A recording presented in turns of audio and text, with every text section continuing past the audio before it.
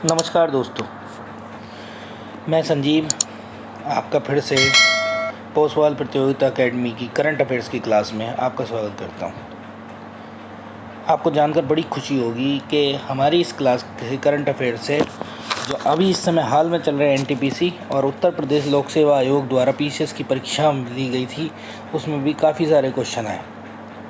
इसी तरीके से अगर आप लोग मेरा मोटिवेशन बढ़ाते रहेंगे और मेरे इस चैनल को सब्सक्राइब और लाइक करते रहेंगे और कमेंट्स करते रहेंगे, तो मैं आपके लिए किसी प्रकार की और वीडियो लेकर आऊँगा और जो आपके लिए बहुत ही यूज़फुल होंगी किसी भी एग्ज़ाम के लिए। चलिए आइए शुरू करते हैं हम करंट अफेयर्स की क्लास को। ठीक है, देखिए एक बहुत बढ़िया क्वेश्चन आया है।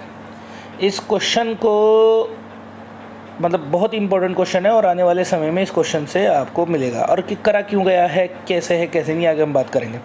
तो क्वेश्चन देखिए, पहला क्वेश्चन है सोवरेन गोल्ड बॉन्ड किसने जारी करने की घोषणा की है? Who has announce the sovereign gold bond. ये सोवरेन गोल्ड बॉन्ड क्या है, पहले तो इसके बारे में बात करेंगे। पहले तो ये बात करते हैं आरबीआई ने की है इसकी घोषणा। किसने की है? आरबीआई ने की है। आरबीआई ने की है। पहले तो बात करते हैं ये है क्या, असल में है क्या। ये एक बॉन्ड है। बॉन्ड जानते हैं? बॉन्ड तो आप सब लोग जानते ही होंगे। बॉन्ड होता है एक तरीके से, जैसे अब मैं आपको सीधी बता दूं, एलआईसी का बॉन्ड सभी जानते हैं। एलआईसी के बॉन्ड के बारे में, एलआईसी का बॉन्ड क्या होता है? एलआईसी का बॉन्ड होता है, एलआईसी आपको एक गारंटी देती है, एक सुरक्षा देती है, एक सिक्योरिटी देती है, जिसमें ये कहा जाता है कि भाई आप 20 साल तक हमारे पास पैसे जमा करिए या 30 साल तक हमारे पास पैसे जमा करिए, हम आपको इतने रुपये देंगे। वो उस बॉन्ड पे छपे हुए होते हैं। जैसे मान लीजिए अगर 20 लाख का इंश्योरेंस है तो 20 लाख का बॉन्ड पे छपा होगा कि साहब इनका 20 लाख का इंश्योरेंस है। तो इसका मतलब ये 20 लाख रुपए नहीं है, लेकिन 20 लाख के बदले दिया हुआ एक कागज़ का टुकड़ा है। अब इस कागज़ के टुकड़े को क्या कहेंगे हम, क्या नहीं कहेंगे, ये बात करेंगे। तो ऐसी सोवरेन गोल्ड बॉन्ड है, क्योंकि गोल्ड लग गया। गोल्ड का मतलब आप सब लोग जानते हैं, गोल्ड का मतलब यहाँ पर सोने से है।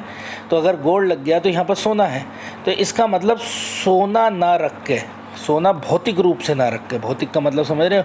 जैसे लोग सोना खरीद लेते हैं कि साहब हम सोना खरीद लेते हैं और जब सोना हमारे पास महंगा होगा हम बेच देंगे। बहुत लोग इन्वेस्टमेंट पर्पज़ से बेचते हैं, खरीदते हैं। बहुत लोग उसको पहनने के पर्पज़ से खरीदते हैं।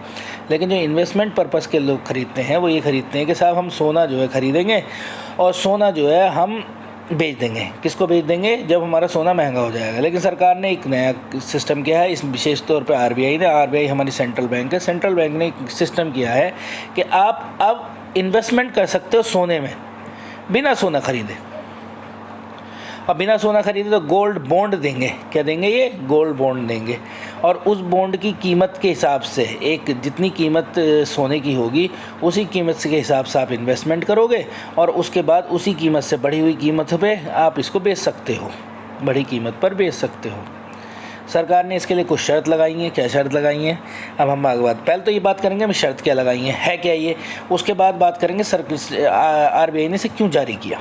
ठीक है, जैसे कि अगर हम बात करें इसके बारे में तो आगे चलते हैं। अगली वाली उस पर स्लाइड देखिए, मैंने इसके बारे में बहुत सारी चीज़ें बात की हैं आपके लिए। देखिए बहुत बढ़िया चीज़ें। Sovereign SGB sovereign gold bond एक सरकारी प्रतिभूति है। सरकारी प्रतिभूति क्या होती हैं इसके बारे में अभी 5 मिनट बाद जिक्र करेंगे। इसके बाद जिसको ग्राम सोने के एक मूल्य अंकित किया गया, मतलब एक सिक्योरिटी पे 1 ग्राम सोने का मूल्य। देखिए प्राइस भी दे रखे हैं, ये रहा 50 रुपये पर ग्राम और ये रहा प्राइस, इशू प्राइस ये इतना, इस तरीके से निकाला गया है।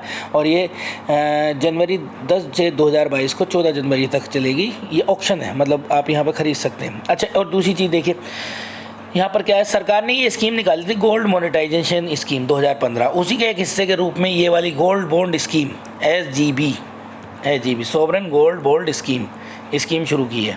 ठीक है, बॉन्ड की परिपक्वता 8 साल, मतलब 8 साल में पैसे मिलेंगे, लेकिन आप इसको 5 साल में भी पैसे निकाल सकते हैं। एक वित्त वर्ष में आपको कम से कम 1 ग्राम लेना होगा और अधिकतम आप 4 किलो तक इसमें इन्वेस्टमेंट कर सकते हैं। लेकिन ट्रस्ट के बारे में अगर बात करें तो ट्रस्ट इसमें 20 किलो तक इन्वेस्टमेंट कर सकता है। ठीक है, अब हम आगे बात करते हैं। इसके बाद ये दूसरा क्वेश्चन है, लेकिन हम आपको आज जो है क्या कहते हैं और थोड़ी सी बातें बताएंगे इसके बारे में, इसलिए उसी क्वेश्चन पे लेके चलते हैं।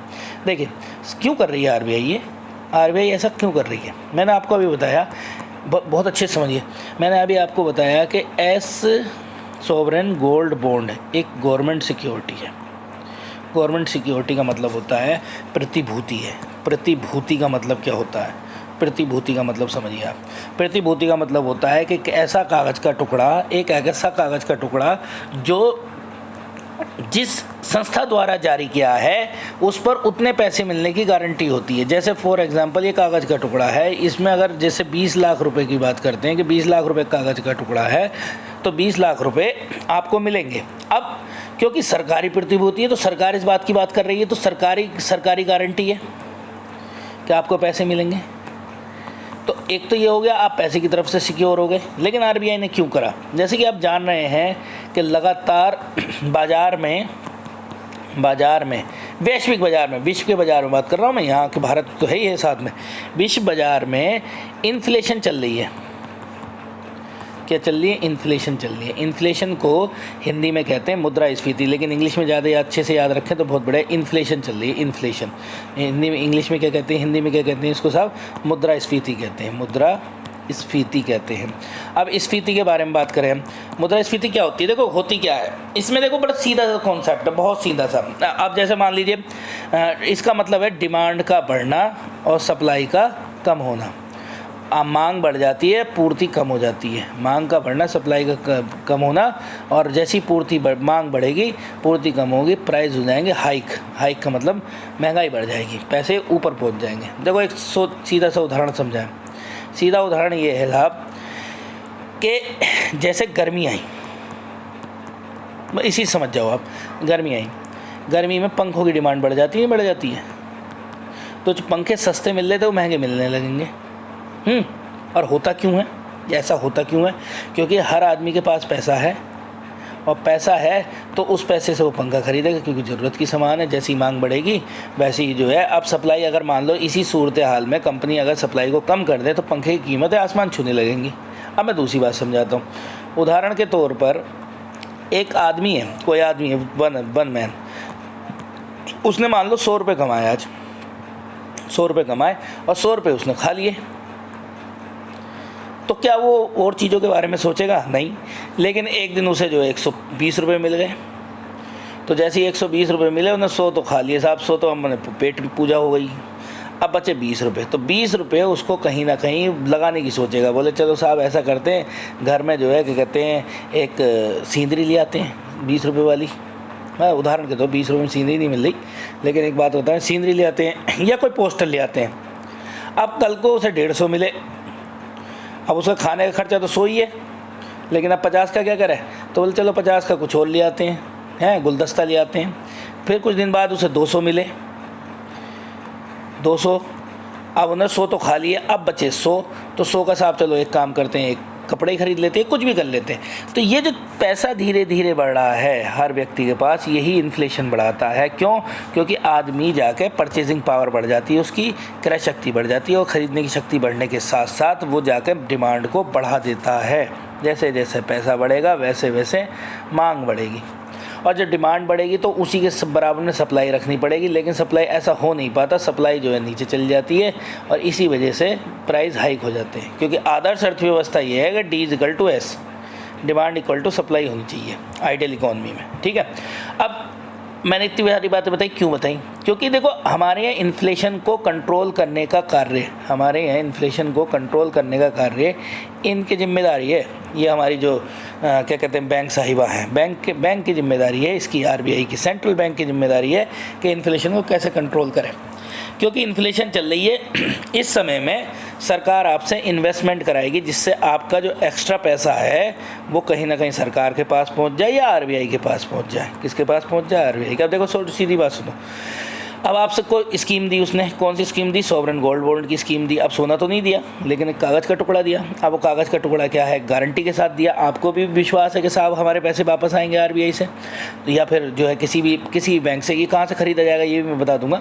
किसी बैंक से आपके पास पैसे आएंगे, जारी इसने किया खरीदने के लिए बहुत सारी संस्थाएं, तो जो है क्या कहते हैं सेंट्रल बैंक से हमारे पैसे आ जाएंगे, वो हमें दिलवाएगी। तो आपने क्या करा? मान लो 5000 का ख़रीद लिया, ठीक। अब जब अगर आपने 5000 रुपये इसमें डाल दिए तो आपके पास से तो 5000 चले गए ना, आपके पास 5000 है नहीं, तो आप मार्केट में तो नहीं जाएंगे ना पैसों को लेके। जब आप मार्केट में पैसों को लेके नहीं जाएंगे तो बाज़ार में क्या होगा? बाज़ार में तरलता कम होने लगेगी। यही करना तो चाहती है बाज़ार में तरलता कम होने लगेगी, तरलता कम होगी तो लोगों की क्रय शक्ति घटेगी, बढ़ेगी नहीं, क्रय शक्ति घटेगी और जैसे ही क्रय शक्ति घटेगी वैसे ही क्या होगा, वैसे ही मांग घटने लगेगी। देखो कितना बढ़िया बात है, मांग घटने लगेगी और मांग घटने लगेगी तो क्या होगा, इन्फ्लेशन नियंत्रित हो जाएगी, इन्फ्लेशन नियंत्रित हो जाएगी। अच्छा एक चीज़ और बता देता हूँ, बहुत बढ़िया बात है आपको आगे ध्यान रखने के लिए। आरबीआई जो इन्फ्लेशन को नियंत्रित करने के लिए टेक्निक अपनाती है उस बात को डिसइन्फ्लेशन कहते हैं। ये नया शब्द है, इसको याद रखना। क्या कहते हैं, डिसइन्फ्लेशन कहते हैं उस चीज़ को जो इन्फ्लेशन को कंट्रोल करने के लिए आरबीआई कदम उठाती है। जैसे ये गोल्ड बॉन्ड निकाला तो डिसइन्फ्लेशन किया गया है, मतलब इन्फ्लेशन को कंट्रोल किया गया। ठीक है, चलिए हम आगे बात करते हैं। हाँ, ये मिलेगा कहाँ से, तो इसको आप ऑनलाइन भी खरीद सकते हैं, ऑनलाइन भी खरीद सकते हैं इसको। ठीक है, ऑनलाइन भी खरीद सकते हैं, पोस्ट ऑफिस से खरीद सकते हैं और इसको कमर्शियल बैंक, वाणिज्यिक बैंक जो होती हैं जिनमें हमारे खाते होते हैं वहाँ से भी इनको ख़रीदा जा सकता है। तो सॉवरेन गोल्ड बॉन्ड स्कीम ये है, सरकार इस माध्यम से इन्फ्लेशन को कंट्रोल करना चाह रही है, इन्फ्लेशन को नियंत्रित करना चाह रही है। अच्छा हाँ, इन्फ्लेशन के बारे में और बात कर लें। एक होती है, एक है 2016 में बनी थी MPC, इसका नाम है मॉनेटरी पॉलिसी कमेटी। इसमें टोटल मेंबर होते हैं 6, याद रखना ये बहुत इंपॉर्टेंट है। 6 सदस्य होते हैं साहब, 6 में 3 बैंक के होते हैं, कौन सी बैंक के, आरबीआई के, और 3 होते हैं सरकार द्वारा मनोनीत, सरकार द्वारा 3 सदस्य मनोनीत किए जाते हैं। तो टोटल हो गए 6। तो 6 लोग बैठ के डिसाइड करते हैं कि इन्फ्लेशन रेट क्या रहेगा, इन्फ्लेशन को किस प्रकार से कंट्रोल किया जाएगा, ये कमेटी बैठती है। ठीक है, 2016 से बनी है ये। अब इसमें अच्छा मैं एक चीज़ और बता दूं कि आरबीआई के 3 सदस्य कौन कौन होते हैं। तो आरबीआई में एक तो आरबीआई के एमपीसी में एक तो गवर्नर होगा और 2 डिप्टी गवर्नर होंगे। बहुत बड़ा काम नहीं है, आप याद आराम से रख सकते हो। एक तो हमारे गवर्नर है और दूसरे डिप्टी गवर्नर है एमपीसी में। ठीक है, इस समय शक्तिकांत दास हैं गवर्नर आरबीआई के। ठीक है, अब आरबीआई इस काम को करती है, एमपीसी के द्वारा करवाती है। 3 सदस्य वो चुने जाते हैं। अच्छा, एमपीसी ने डिसाइड कितने क्या है इन्फ्लेशन रेट, कि कितने से ज़्यादा नहीं होती, कितने से कम नहीं। तो ये भी लिख लो, इन्फ्लेशन रेट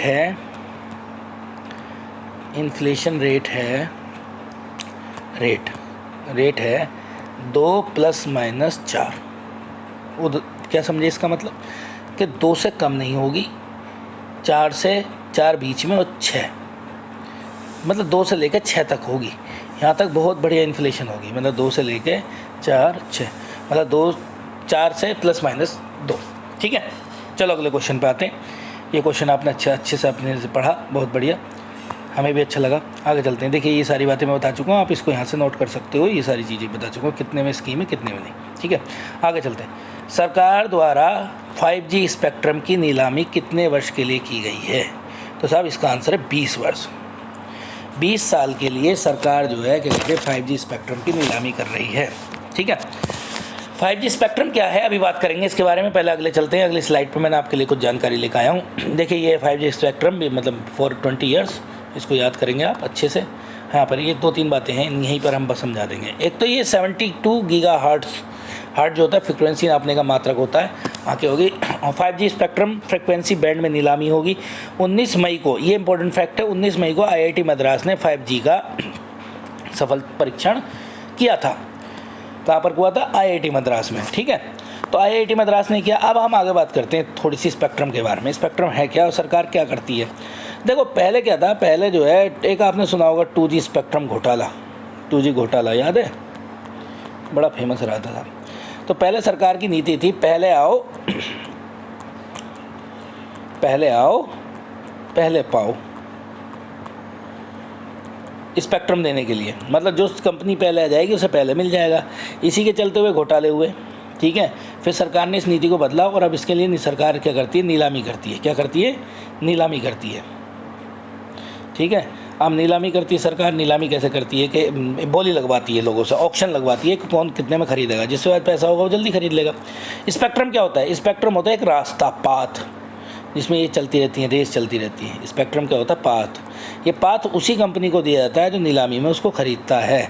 इसका मतलब जो कंपनी खरीदेगी 5G को पहले लेके आएगी, पहली चीज़।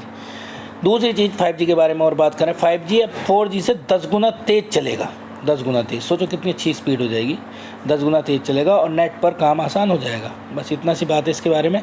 और ये याद रखेंगे स्पेक्ट्रम क्या होता है, एक रास्ता होता है जो रास्ता, और 19 मई को IIT में मद्रास में इसका 5G का परीक्षण हुआ था। ठीक, आगे चलते हैं अगले क्वेश्चन पे हम। ये भी अच्छा क्वेश्चन है, ये बहुत बढ़िया क्वेश्चन है। ये नया संगठन आया और आप लोगों को याद करना होगा। I2U2 शिखर सम्मेलन कब होगा? तो ये 2022 में ही आया नया संगठन। ठीक है, इसके बारे में कुछ जानकारी है, मैं वो बात कर लेते हैं फिर चलेंगे हम आगे। I2U2 क्या है, पूरी कहानी इसके बारे में हम समझाएंगे आपको कि I2U2 कैसे चल रहा है, क्या है। ये देखिए, ये है IT, ये 4 देशों का संगठन है। कितने देशों का संगठन? 4 देशों का। और 4 देशों में देखो, इंडिया है, US है और इजराइल है, UAE है। 4 लोग इसमें पार्टिसिपेट करेंगे। तो इसको आप बिल्कुल याद कर लेंगे। 4 देश हैं, इंडिया, इजराइल, UAE और USA। मतलब 2 I से तो हो गए इंडिया इजराइल, और 2 U से हो गया साहब UAE और USA। 13 जुलाई को ऑनलाइन शिखर सम्मेलन होने वाला है इसका, और ये ब्रिक्स और क्वाड जैसा होगा। भारत की ओर से PM मोदी इसमें भाग लेंगे। ठीक है, पहले तो हम इसके बारे में बात करेंगे कि ये संगठन क्यों बनाया जा रहा है, क्या है क्या नहीं। तो उसको थोड़ा सा पहले बैकग्राउंड समझते हैं इसके बारे में। इधर आइए, ठीक है, यहाँ देखिए। यहाँ अगर हम इसके बारे में बात करें, क्या नाम है, ये देखिए, ये है इजराइल, दिखाई दे रहा है, ये है इजराइल। देखिए, ये है इजराइल, जरा सा देश।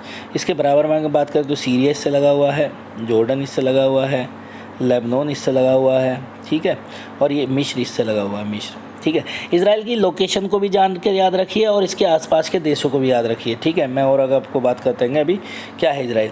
इजराइल एक ऐसा देश है, यहाँ पर यहूदी देश है। कैसा देश है? यहूदी लोग जो हैं। इजराइल का बड़ा पुराना सा इतिहास रहा है। इतिहास ये रहा है कि इजराइल देश नहीं था असल में, मतलब मान्यता ये है कि इजराइल देश नहीं था। इधर देखिए, ये है इजराइल। अब हम इधर आए तो इधर की तरफ जूम करते हैं, ये है इजराइल। देखिए, ये रहा। ठीक है, जैसे कि अगर हम इजराइल के बारे में बात करें तो ये रहा, देखिए, ये इसमें एक गाजा पट्टी है जिसमें विवाद बना रहता है। ये इसका वेस्ट बैंक है, ये रहा देखिए, एक हिस्सा ये है वेस्ट बैंक।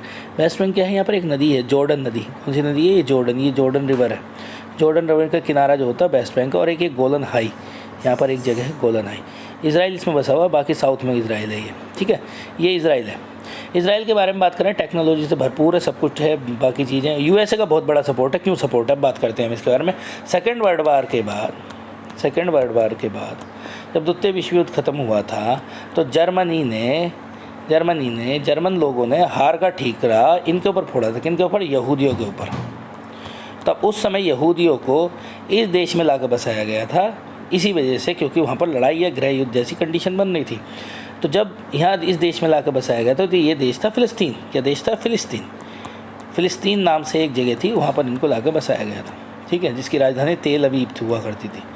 तेल अवीव, भारत आज भी तेल अवीव को ही राजधानी मानता है। ठीक है, अब यहाँ पर लाकर बसाया गया। अब इजराइल धीरे धीरे इसने अपना विकास शुरू करा और धीरे धीरे डेवलप होना शुरू हो गया। इजराइल धीरे धीरे डेवलप होने लगा। अब इस बात को लेकर समस्या हुई इजराइल को लेकर कि कौन से देशों को, जो खाड़ी के देश हैं, गल्फ़ कंट्रीज़ हैं। ठीक है, जैसे कि गल्फ़ कंट्रीज़ कौन से हैं, इनके बारे में अगर हम बात करें, देखो गल्फ़ कंट्रीज़ हैं, ये रहे।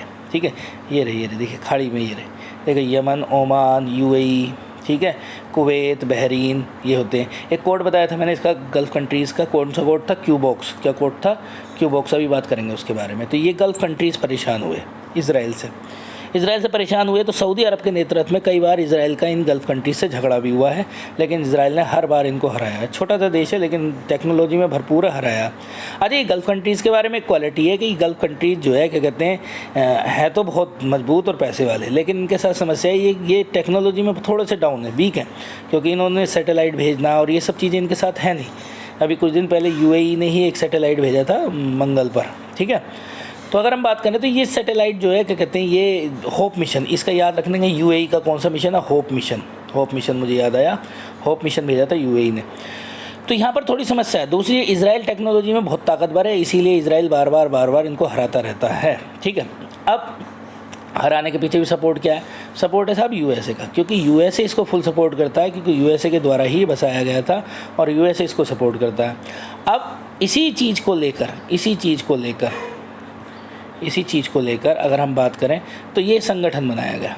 कौन सा संगठन बनाया गया? 4 देशों का, जिसमें भारत भी सब पार्टिसिपेट कर रहा है, इजराइल भी पार्टिसिपेट कर रहा है। इजराइल के लिए तो बनाया गया है यूएसए और यूएई। अब आप लोगों को ये बात है कि यूएई कहाँ से आ गया? ये भी तो खाड़ी का देश है। तो एक बार जब हमारे क्या कहते हैं एक अमेरिका राष्ट्रपति थे पिछले वाले, जिनका नाम है ट्रंप थे ना, ये बाबा ही थे, डोनाल्ड ट्रंप ने क्या करा था कि ट्रंप ने एक अब्राहम अकॉर्ड कराया था। याद रखेंगे इसमें अब्राहम अकॉर्ड में क्या बात हुई थी साहब? सुनते रहो। अब्राहम अकॉर्ड में ये बात हुई थी कि भाई देखो ऐसा है, इजराइल को देश मानो। किन से बात हुई थी? खाड़ी के देशों से। हमारी तो एक ही शर्त है, इजराइल को देश मानो और आपको हम सपोर्ट करेंगे। कौन सपोर्ट करेगा? यूएसए सपोर्ट करेगा। इस खाड़ी के देशों में से तो सबसे पहले इस अब्राहम अकॉर्ड को मानने वाला कौन सा देश निकल कर आया था? वो था यूएई, यूनाइटेड अरब अमीरात। इसने माना था और इस यूएई के चलते हुए ही क्या कहते हैं अब्राहम अकॉर्ड हुआ था। तो अब्राहम अकॉर्ड में जब यूएई पार्टिसिपेट कर रहा था और यूएई ने अमेरिका की बात मानी थी, तो आज यूएई को लेकर क्या कहते हैं अमेरिका साथ आया है। और अमेरिका के साथ यूएई इसलिए जाना चाहता है कि इस क्षेत्र में अपना दबदबा कायम रखे और टेक्नोलॉजी में भरपूर हो सके। ठीक है, बात आ गई समझ में आपको। और यूएई की बारे में बात करें, 7 अमीरात हैं इसके अंदर, ये भी याद रखेंगे आप। यूएई यूनाइटेड अरब अमीरात, मतलब अमीरात अमीर हुआ करते थे, लेकिन अमीरात समझें एक जगह हो गई है। 7 अमीरात हैं, 7 अमीरात को मिलाकर एक बना है यूएई। ठीक है, ये आपके लिए एक्स्ट्रा नॉलेज लीजिए। और अब हम बात करें इसके बाद ये रहा। और देखिए ब्रिक्स और क्वाड जैसा होगा, क्वाड के बारे में अभी थोड़ी देर में बात करते हैं। यहाँ देखिए ये चीज़ आपको ज़रूर देखनी है, इसको देखिए यहाँ पर वेस्ट बैंक। इजराइल के बारे में आप ज़रूर जानेंगे कौन कौन सी जगह हैं। ये वेस्ट बैंक है, ये जॉर्डन नदी के किनारे, ये यरूशलेम है, ये जॉर्डन नदी जा रही है इसके किनारे है, ये गाजा पट्टी है जिस पर विवाद बना रहता है फ़िलिस्तीन का और इजराइल का, इसी पर विस्फोट होते रहते हैं। और ये एक जगह है गोलन हाई, ये रही गोलन हाई। कौन सी जगह है? गोलन हाई। ये रही देखिए, ये है गोलन हाई। ठीक है, तो एक गोलन हाई हो गई, एक वेस्ट बैंक हो गया। और क्योंकि वेस्ट में जॉर्डन नदी के, इसलिए वेस्ट बैंक कहा गया। अच्छा, ये ज़रूर याद रखेंगे कौन कौन से देश सीमाओं को छूते हैं। तो कौन कौन से देश छूते हैं देख लेते हैं। तो सबसे पहले अगर हम बात करें यहाँ पर, एक तो लेबनान छूता है, ये रहा। ठीक है, एक सीरिया छूता है, ये रहा। एक जॉर्डन और एक इजिप्ट। इनको याद रखेंगे आप, किसी ढंग से याद रखें, या कोड बना लें या कुछ कर लें। ठीक है, बाकी मैं बाद में रोज़ आपको पढ़ाऊँगा ही। ठीक है, तो हम इसको बात करेंगे। तो यहाँ पर 4 देशों से इसकी सीमा लगती है। कौन कौन से? लेबनान से लगती है, जॉर्डन से लगती है, सीरिया से लगती है और इजिप्ट से लगती है। इजिप्ट मतलब मिस्र से लगती है। इनके बारे में हम बात करते हैं। अच्छा, अब मैंने आपको बताया था खाड़ी के देशों के बारे में थोड़ा सा बताऊँगा। खाड़ी के देशों के बारे में कोड याद रख लीजिए, ज़्यादा बढ़िया रहेगा। यहाँ पर मैं लिख देता हूँ। ठीक है, कोड को लिख देता हूँ। इसका नाम है QBOKS। तो क्यू से हो गया कतर, यू से यूएई लिख लीजिए, बी से हो गया बहरीन, ओ से हो गया ओमान, के से हो गया कुवैत और सऊदी अरब। ठीक है, ये तो हो गया जीसीसी के मेंबर, गल्फ काउंसिल के मेंबर। लेकिन इसमें 2 देश और जोड़ देंगे आप। कौन कौन से देश जोड़ दोगे? एक तो जोड़ दोगे इराक और ईरान। इन दोनों को जोड़ने के बाद टोटल खाड़ी के देश आपके सामने आ जाएंगे। थोड़े गल्फ कंट्रीज़ आपके सामने ये आ जाएंगे। ठीक है, चलिए आगे बात करते हैं। तो इसके बारे में बात करते हैं। क्वाड के बारे में बात कर लें थोड़ा सा। अच्छा, ब्रिक्स के बारे में हम आगे बात करेंगे, इसी में हम क्वेश्चन लेकर आए ब्रिक्स के बारे में, तो वहीं पे बात कर लेंगे। क्वाड क्या है? क्वाड्रिलेटरल डायलॉग है। क्वाड्रिलेटरल का मतलब है 4 देश हैं इसके अंदर। एक तो है साहब इंडिया, दूसरा यूएसए, तीसरा है जापान और चौथा ऑस्ट्रेलिया। ये क्यों बनाया गया है? ये चाइना को काउंटर पार्ट करने के लिए बनाया गया। किसको बनाया गया? चाइना को पार्टनर। और I2U2 किसको काउंटर पार्ट करने के लिए बनाया गया? ये ध्यान रखना, खाड़ी के देशों के लिए। तो ये 4 देशों का एक संगठन है जो किसके लिए बनाया गया? क्या कहते हैं, चाइना के लिए काउंटर पार्ट करने के लिए ये इन देशों का संगठन एक हुआ। और अच्छा, क्वाड के बारे में बात करें, क्वाड जो बना था वो 2007 में बना था, 2007 में। और जापानी प्रधानमंत्री शिंजो अबे। तो क्वेश्चन आएगा ये, शिंजो अबे के दिमाग की उपज था,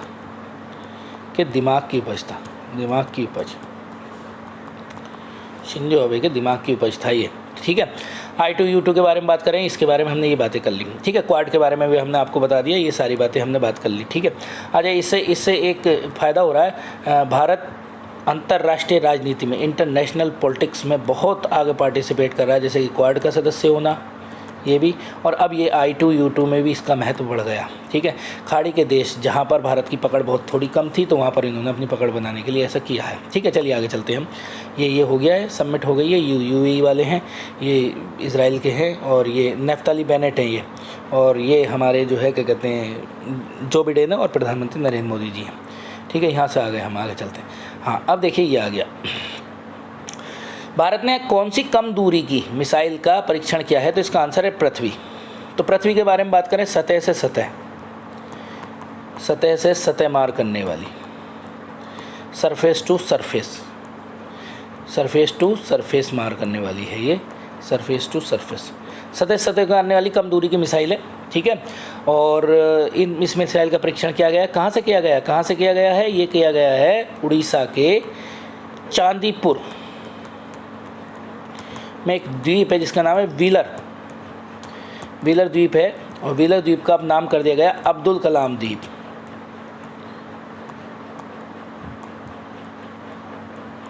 अब्दुल कलाम द्वीप यहाँ से किया गया। अच्छी बात यह है कि मिसाइल के परीक्षण यहीं होते हैं, इसलिए रट्टा मार लो, अब्दुल कलाम द्वीप से ही होंगे। यहाँ पर रेंज है, कौन सी रेंज है? ITR। ITR का मतलब integrated testing range, integrated testing range, एकीकृत, हिंदी में लिखेंगे इसको, एकीकृत परीक्षण केंद्र, सॉरी रेंज, रेंज को क्या कहेंगे? चलो परास कहेंगे वैसे तो, केंद्र लिख लीजिए। ITR का मतलब हो गया इंटीग्रेटेड टेस्टिंग रेंज। यहाँ पर अब्दुल कलाम द्वीप व्हीलर आइलैंड है, इसका नाम अब्दुल कलाम द्वीप रखा गया है। ठीक है, कुछ और चीज़ बातें लेकर आए हम स्लाइड में आपके लिए आ गए, बहुत बढ़िया बढ़िया चीज़ें हैं। ठीक है, अब हम बात करते हैं इसके बारे में। ठीक है, कौन कौन है, कैसे कैसे नाम है। ठीक है, यहाँ पर कुछ चीज़ें इन्होंने, ठीक अभी लिखते हैं हम, चलिए बात करते हैं, यहाँ से थोड़ा आसान हो जाएगा। ये उड़ीसा के चांदीपुर द्वीप के व्हीलर द्वीप पर इसका परीक्षण किया गया। वर्तमान में इसका नाम अब्दुल कलाम द्वीप, मैंने लिखवा दिया। ये IGMDP, ये प्रोग्राम जरूर याद रखेंगे, IGMDP ये है integrated guided missile development programme, integrated guided missile development programme. फिर से याद करेंगे, integrated guided missile development programme. ये प्रोग्राम शुरू करा गया था APJ अब्दुल कलाम द्वारा। किसके द्वारा? APJ अब्दुल कलाम द्वारा 1983 में शुरू किया गया था, जिसमें 5 मिसाइलों का निर्माण हुआ था। और 5 मिसाइलों का कोड याद रख लेना साहब, कोड है इसका PATNA, पटना। कौन सा कोड है? पटना। और पटना में P4 कौन सी होगी? पृथ्वी, A4 अग्नि, T4 त्रिशूल, N4 नाग, A4 आकाश। पृथ्वी कैसी है? सरफेस टू सरफेस है। अग्नि भी कैसी है? सरफेस टू सरफेस है। अग्नि ICBM है, ICBM के बारे में भी बताएंगे हम आपको। अग्नि ICBM है। त्रिशूल क्या होता है? सतह से हवा में फेंकने वाली है। और नाग एंटी टैंक मिसाइल है, ये जो है क्या कहते हैं टैंक को ख़त्म करने वाली है। और इस मिसाइल के साथ एक चीज़ जुड़ी हुई है बहुत अच्छी, जिसका नाम है दागो और भूल जाओ, दागो और भूल जाओ। और आकाश मिसाइल हवा से हवा मार करने वाली है। Missile man APJ Abdul Kalam को कहते हैं। और पृथ्वी मिसाइल की रेंज 250 से 350 किलोमीटर है। अभी आपको ICBM समझा देंगे और थोड़ा नाग के बारे में समझा देंगे, लेकिन उससे पहले हम बात करें मिसाइल मैन को। सब जानते हैं मिसाइल वुमेन कौन है? तो मिसाइल वुमेन है टेस्सी थॉमस, टेस्सी थॉमस, याद रखेंगे इसको। टेस्सी थॉमस जो है मिसाइल वुमेन है, इन्होंने हमारे लिए मिसाइल का निर्माण कराया। अग्नि से जुड़ी रही हैं ये भी। तो अग्नि मिसाइल हमारी बहुत अच्छी मिसाइल। अब अग्नि के बारे में बात करते हैं हम। ठीक है, इधर की तरफ बात कर लेते हैं, यहाँ लिख लेंगे इसको। जैसे कि अग्नि के बारे में बात करें, अग्नि मिसाइल पहले तो ICBM है। अब ICBM क्या होता है? Inter continental ballistic missile. Inter continental का मतलब होता है एशिया कॉन्टिनेंट तक पकड़ है इसकी। यहाँ भारत है, भारत से किसी भी रेंज में ये मार कर सकती है। ठीक, बैलिस्टिक मिसाइल है ये। अब 2 मिसाइलें होती हैं साहब, ये भी बात कर लेते हैं हम। एक तो होती है बैलिस्टिक। बैलिस्टिक मिसाइल क्या होती है? अगर यहाँ से छोड़ें और इस शेप में मारे, कैसा पैराबोलिक, तो बैलिस्टिक मिसाइल है। और एक होती है क्रूज़ मिसाइल। अगर किसको यहाँ से छोड़ें और सामने ये टारगेट पॉइंट सीधा मारे, तो होती है क्रूज़ मिसाइल। कैसी होती है, क्रूज़, और ये कैसी होती है, बैलिस्टिक। ठीक है, ये चीज़ याद रखना। तो ICBM क्या है, इंटरकॉन्टिनेंटल बैलिस्टिक मिसाइल है, और अग्नि-1 से लेकर अब तक का क्रम ये है कि 750 किलोमीटर की पहली थी और अब 5000 किलोमीटर तक की रेंज की हम अग्नि बना चुके हैं। लगातार इसमें प्रयोग चल रहे हैं। दूसरी हम बात कर रहे थे, आपको नाग के बारे में बताएंगे। नाग है anti tank missile. Anti tank missile का मतलब दागो और भूल जाओ, ये बहुत अच्छी बात है। इसके बाद दागो और भूल जाओ, मतलब टैंक की तरफ करो और फिर उसके बाद भूल जाओ, ये अपने आप उसको नष्ट कर देती है। तो नाग क्या, एंटी टैंक मिसाइल है। ठीक है, तो याद रखेंगे IGMDP integrated guide missile development programme 1983 में शुरू हुआ था, और किसने चलाया था, APJ अब्दुल कलाम ने चलाया था। और कितनी मिसाइल बनी थी, 5, और 5 का कोड बता दिया मैंने, पटना। आप लोग उसको याद रखेंगे, PA ऐसे करके लिख लेना, पटना लिख लेंगे, और उसके आगे मिसाइल लिख लेना, और बाकी आगे बात करेंगे, और जब मिसाइल के बारे में और बात करेंगे आगे। ठीक है, आइए, हमने बताई दिया, आगे चलते हैं। ये क्वेश्चन बहुत इंपॉर्टेंट है। वैश्विक प्रतिस्पर्धा सूचकांक में भारत का कौन सा स्थान आया। वैश्विक प्रतिस्पर्धा से ग्लोबल कंपटीशन इंडेक्स, इसका 37वां स्थान आया। पहले तो इसके बारे में याद करें, 37 नंबर है। पहले इसका 43 था, भारत का पिछले साल 43 था। भारत ने बहुत अच्छा सुधार किया। सुधार के पीछे बताया जा रहा है भारत की सरकार द्वारा चलाई गई नीति, जिसमें जो बिजनेसमैन हैं या निवेशक हैं, जिनको निवेशकों को अब सहूलियत दी गई है भारत में आकर इन्वेस्टमेंट करने की, जो भारत के लिए एक अच्छा साइन है। भारत के लिए एक अच्छा साइन है, तो निवेशकों को किया गया है। तो इसीलिए हम इसके बारे में बात करेंगे। तो भारत में 37वां स्थान है, भारत ने आगे लिया है। अब इसके बारे में बात करते हैं, कौन सी संस्था है, कहाँ से आता है ये देखिए, इसके बारे में 2-3 चीज़ यहीं से देख लेते हैं हम। यहाँ पर देखिए, ये डेनमार्क इसमें नंबर 1 है। 2021 में छोड़िए, बहुत कहानी, डेनमार्क नंबर बनाया। स्विट्ज़रलैंड उसमें, हालांकि ये पहले दूसरे तीसरे के अंदर। अच्छा, सिंगापुर के बारे में याद रखें, एशिया में सिंगापुर 3rd नंबर पर आया है। बहुत अच्छी बात है, 3rd नंबर पर आया। और भारत कौन से नंबर पर है, भारत जो 37वें नंबर पर, 37 में रैंक पर आया है, 37वें नंबर पर।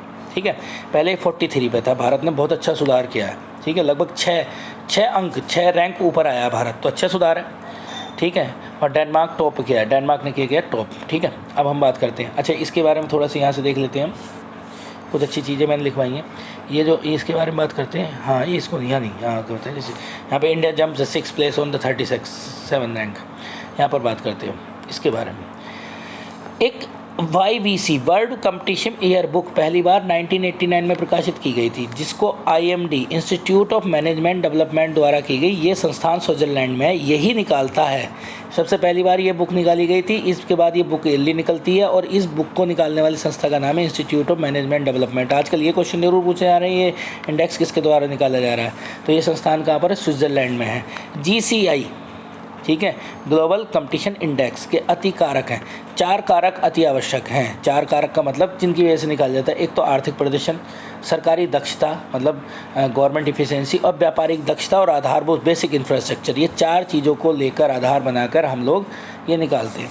2021 में भारत की रैंक 43वीं थी। भारत ने 6 अंक का सुधार किया। टोटल कितनी अर्थव्यवस्थाओं का आकलन किया गया, 140 का किया गया। Number 1 Denmark, number 2 Switzerland, number 3 Singapore. ठीक है, और भारत 37 पोजीशन पर है। अब तो बिल्कुल ठीक है, इसको याद रखेंगे। ठीक, आगे चलते हैं हम अगले क्वेश्चन पे। बहुत इंपॉर्टेंट क्वेश्चन थे ये। देखिए, ये बहुत बढ़िया, किसान मोबाइल ऐप किस IIT द्वारा बनाया गया। इसको रट्टा मार लें, IIT रुड़की ने बनाया है। और किस लिए बनाया है, मौसम की जानकारी देने के लिए किसानों को, मौसम की जानकारी। और इस कहाँ पर लॉन्च किया गया है, ये उत्तराखंड में लॉन्च किया गया, उत्तराखंड में लॉन्च किया गया है किसान मोबाइल ऐप। ठीक है, जैसे कि देखें हम आगे, ये है देखिए किसान में PM किसान मोबाइल ऐप। ये देखिए, ये रहा, ये जो है यहाँ पर मोबाइल एप्लीकेशन है। इसको जानकारी, मौसम संबंधी जानकारी देंगे, कब बारिश और इन सब की जानकारी मिलेगी। उत्तराखंड में लॉन्च किया गया। ठीक है, आगे चलते हैं। ये देखिए, मैंने आपको बताया था आर्थिक सर्वेक्षण के मैं आपको ज़रूर क्वेश्चन पढ़ाऊँगा। तो आर्थिक सर्वेक्षण 2021-22, ठीक है, आर्थिक सर्वेक्षण 2021-22 में 10वां सबसे ज़्यादा वन वाला देश कौन सा। अब 10वां पूछा है, 10वां इंडिया है। 10वें नंबर पर इंडिया आता है वन में। ठीक है, 10वें नंबर पर इंडिया है वन में। ठीक है, आर्थिक सर्वेक्षण अनुसार। अब इसके बारे में बात करते हैं। तो पहले नंबर पर कौन आया साहब, पहले नंबर पर रूस है, दूसरे नंबर ब्राज़ील है, तीसरे नंबर पर कनाडा है। ये वन क्षेत्र वाले हैं। वनावरण वृक्षावरण, वनावरण और वृक्षावरण में क्या अंतर होता था। जो जंगल होते हैं उन्हें तो वनावरण कह देते हैं, और वृक्ष ट्री कवर कहते हैं इनको। ट्री कवर कहते हैं और इनको क्या कहते हैं, फॉरेस्ट कवर कहते हैं। ठीक है, टोटल अगर हम बात करें तो इन दोनों का बिल्कुल अच्छे से याद करेंगे आप, 2.7% 21.71% आपका जो है क्या कहते हैं वनावरण है, फिर उसका 2.91 वृक्षावरण। टोटल कुल जंगल अगर भारत पे वगैरह तो 24% हो, 24.62% है, जो कि सरकार द्वारा टारगेट दिया गया है। सरकार कहती है कि हम जंगल 33% भूमि पर जंगल होनी चाहिए, अभी हमारे पास कम है। सर्वाधिक वनावरण वाले देश कौन से? मध्य प्रदेश, दूसरा अरुणाचल प्रदेश, तीसरा छत्तीसगढ़। ठीक है, फिर उसके बाद सबसे कम वनावरण वाले हरियाणा, पंजाब और गोवा। इस क्वेश्चन को हम और एक्सप्लेन करेंगे अगली क्लास, मतलब अगली बार इस क्वेश्चन को, और बहुत सारी चीज़ें रह गई हैं इसके अंदर, हम बात करेंगे इसके बारे में। तो 3 चीज़ें याद रखेंगे, सर्वाधिक वनावरण वाले मध्य प्रदेश, अरुणाचल प्रदेश, छत्तीसगढ़, और सबसे कम वनावरण वाले हरियाणा, पंजाब और गोवा। और 33% भूमि पर जंगल होना चाहिए, और इस समय हमें 24.62% पर पहुँच चुके हैं, और भारत 10वें नंबर पर है विश्व में, ये याद रखेंगे इकोनॉमिक सर्वे के अनुसार। ठीक है, आगे चलते हैं। अगला क्वेश्चन देखिए, मैंने आप लोगों को बताया था ना ब्रिक्स के बारे में बात करेंगे। 14वां ब्रिक्स सम्मेलन कहाँ होगा? कहाँ होगा? तो साहब चाइना में होगा। चाइना में कहाँ होगा? बीजिंग में होगा। चाइना में कहाँ होगा? बीजिंग में होगा। ठीक है, इसके बारे में बहुत सारी जानकारी मैं आपको अपने पास से भी दूंगा और बहुत सारी जानकारी मैं लेके भी आया हूँ। ठीक है, उनके बारे में बात करते हैं हम। ठीक है, अच्छा 13वां कहाँ हुआ था? 13वां वर्चुअली हुआ था, ये भी याद रखना, 13वां वर्चुअली हुआ था। और देखिए इस बार बीजिंग में होगा, ये लिखा चाइना में, बीजिंग में होगा, चाइना 2022। और इसकी थीम याद रखेंगे, foster high quality BRICS partnership use in a new era for global development. ये ब्रिक्स है, BRICS है, ये गलत लिख दिया है, BRICS है, कोई ब्रिक्स अपना वाला ये रहा, ये वाला। ठीक है, partnership in a new era for global development, ये इसकी थीम है, इस बार की 2022 वाले की थीम है। ठीक है, आगे हम बात करते हैं इसके बारे में। ठीक है, तो ये इसकी थीम है, और बहुत सारी चीज़ें इसके बारे में लेकर आया हूँ मैं, उसको पहले पढ़ते हैं, फिर मैं आपको बारे में बताएंगे। अभी ये हम बताएंगे ब्रिक्स का एक मैप पर अच्छे से। ठीक है, ब्रिक्स क्या था? ब्रिक्स की स्थापना क्यों हुई? पहले तो ये बात करते हैं ब्रिक्स की स्थापना के बारे में बात कर लेते हैं, फिर क्यों हुई वो बात करेंगे। ब्रिक्स चीन 16 जून 2009 को हुई। ब्रिक्स शब्द का प्रयोग पहले ब्रिक था, BRIC था, ब्रिक। ठीक है, ब्रिक्स शब्द का प्रयोग गोल्डमैन शेष एक संस्था है, कहाँ पर है? सैस है, ये सैस ऐसे करके लिखना, गोल्डमैन सैस है, उसके अर्थशास्त्री जिम ओ है, ये जिम ओ नील एक ही नाम है, जिम ओ नील ने दिया था, सबसे पहले ब्रिक शब्द का प्रयोग किया था। और इसकी पहले बैठक 16 जून 2009 में हुई थी, और इसकी जो पहला बार प्रयोग किया गया था वो 2001 में किया गया था। 2001 में इस चीज़ को लेकर आए थे कि ब्रिक्स क्या है। ठीक है, ब्रिक क्या है। फिर उसके बाद धीरे धीरे इसको जो है क्या कहते हैं आगे बढ़ाया गया, और इसकी 16 जून 2009 को रूस के यकेतिनबर्ग में पहली मीटिंग हुई थी, और 2010 में अफ्रीका जोड़ दिया गया, तो BRIC के साथ S और जोड़ दिया गया, ब्रिक्स। तो ब्रिक्स का सम्मेलन इस तरीके से किया गया। अब ब्रिक्स है क्या? अब हम बात करते हैं, इधर आ जाइए आप। ठीक है, ये देखिए, ये ब्रिक्स ये है, ये वो देश हैं जो वर्ल्ड इकॉनमी में सबसे ज़्यादा जनसंख्या वाले देश हैं। देखिए, ये रूस भी है, ये चाइना है, ये इंडिया है, और ये है, और यहाँ पर एक साउथ अफ्रीका को और ऐड किया गया। पहले इसका नाम क्या था? RIC ब्रिक था, और उसके बाद S और जोड़ दिया, B for Brazil, R for Russia, I for India, C for China, S for south Africa. कब लाया गया? जिम ओनील ने 2001 में इसका नाम लेकर आए। और उसके बाद क्योंकि ये विश्व का 40% से ज़्यादा जनसंख्या का रिप्रेजेंटेशन करते हैं, लेकिन कंडीशन ये है कि इनकी वर्ल्ड GDP में योगदान उतना नहीं है जितना होना चाहिए, इसीलिए इन लोगों ने ये सम्मेलन बुलाया। और 2009 में 16 जून 2009 को इसकी पहली मीटिंग हुई, फिर इसको कंसीडर किया गया, और अब इसकी हर वर्ष मीटिंग होती है, जिसमें आर्थिक और रक्षा और अन्य सहयोग एक दूसरे के द्वारा किए जाते हैं ब्रिक्स में। ठीक है, तो ब्रिक्स में याद रखेंगे तो कौन कौन से हैं? एक तो हो गया रशिया हो गया, फिर इंडिया हो गया, चाइना हो गया, इंडिया हो गया, और ब्राज़ील हो गया, और साउथ अफ्रीका हो गया। साउथ अफ्रीका को 2010 में जोड़ा गया, साउथ अफ्रीका बाद में जोड़ा गया, पहले ब्रिक था, फिर उसके बाद ब्रिक्स बनाया गया। ठीक है, और किसने बनाया? गोल्डमैन